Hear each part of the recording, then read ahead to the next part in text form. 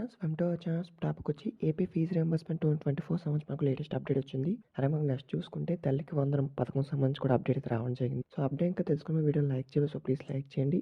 So కొత్తగా wait చేసిన మన ఛానల్ సబ్స్క్రైబ్ చేసుకోండి. కంటెంట్ మీకు యూస్ అయితే ఇక్కడ చూస్తే మనకు ఫీజు రియంబర్స్మెంట్ బకాయిలు విడుదల చేయండి అనేది మనకు సో ఏఎస్ఎఫ్ఐ వాళ్ళైతే డిమాండ్ అయితే చేస్తున్నారు ఇప్పటికీ కూడా. సో దీనికి సంబంధించి మన గవర్నమెంట్ కూడా మనకైతే నిర్ణయం అయితే తీసుకుంది. సో ఏదైతే మనకు ఫీజు రియంబర్స్మెంట్ సంబంధించి బకాయిలు ఉంటుందో వెంటనే విడుదల చేయాలని అయితే వీళ్ళైతే డిమాండ్ చేస్తున్నారు. సో ఏఎస్ఎఫ్ వాళ్ళు కూడా డిమాండ్ చేశారు. అదే ఇక్కడ చూసుకుంటే మనకు మెయిన్గాను తల్లికి వందనం ఏవైతే ఉంటుందో ఆ యొక్క తల్లికి వందనం సంబంధించి కూడా మనకైతే బకాయిలు వెంటనే విడుదల చేయాలని మనకు చెప్పడం జరిగింది.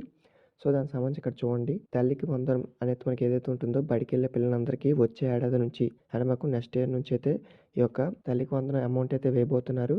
సో ఏఎస్ఎఫ్ వాళ్ళకు మాకు తల్లికి వందనం సంబంధించి అమౌంట్ అయితే వేయాలని అయితే డిమాండ్ చేశారు. దానికి సంబంధించి మనకు అప్డేట్ కూడా వేశారు. వచ్చే ఏడాది నుంచి అయితే మనకి యొక్క తల్లికి వందనం అయితే ఇవ్వడం జరుగుతుంది. అలాగే నెక్స్ట్ ఇక్కడ చూసుకుంటే మెయిన్ గా అన్ని మ్యాగజైన్లు కూడా మనకి ఇచ్చారు.